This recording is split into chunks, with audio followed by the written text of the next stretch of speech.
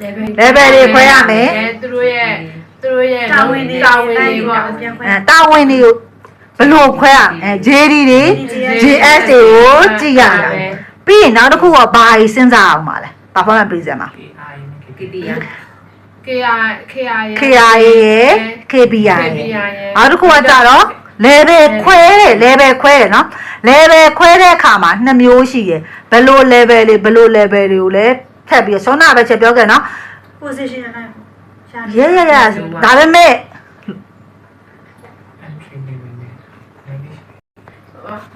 probation နဲ့ permanent ကိုခွဲရတယ်ခွဲပြီးသွားပြီဒါဆိုရင်တော့ performance appraisal လုပ်ပြီးသွားပြီဆိုရင်သက်ဆိုင်ရာကလုပ်တဲ့သူရဲ့နာမည်ကိုပြောရမှာလားမပြောရဘူးလားမပြောရဘူး okay ဒါဆိုရင်လုပ်ထားတဲ့ performance appraisal မှာဒီချိန်တို့က result ထုတ်ပေးရမှာလားမထုတ်ပေးရဘူးလားထုတ်ပေးရမယ် okay ဒါဆိုထုတ်ပေးတဲ့အခါမှာဒီချိန်တို့ကဘာလိုမျိုးသူတို့ကိုပြောပြပေးရမှာလဲအားသာချက်နဲ့အားနည်းချက်ကိုပြောပြရမယ်အဲ့တော့ performance ဆိုတဲ့အခါမှာအားသာချက်အားနည်းချက်တစ်ချိန်မှာဘယ်နှခါပဲစဉ်းစားခွင့်ရှိရလဲ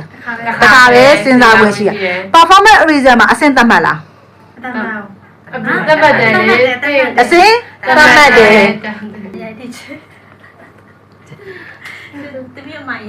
ဟုတ်တယ်နော်အဲ့တော့အဆင့်သတ်မှတ်တယ်လားမသတ်မှတ်ဘူးလားသတ်မှတ်တယ်အဲ့တော့အဆင့်သတ်မှတ်တယ်ဒီ performance appraisal လုပ်ဖို့အတွက်ဘယ်သူတွေကိုတိကျရှင်းလင်းအောင်ပြောပြပေးရမှာလဲmanagement level တွေကိုဒီ performance appraisal ရှိကြောင်းကိုမလုပ်ရမှာလဲတိတိကျကျ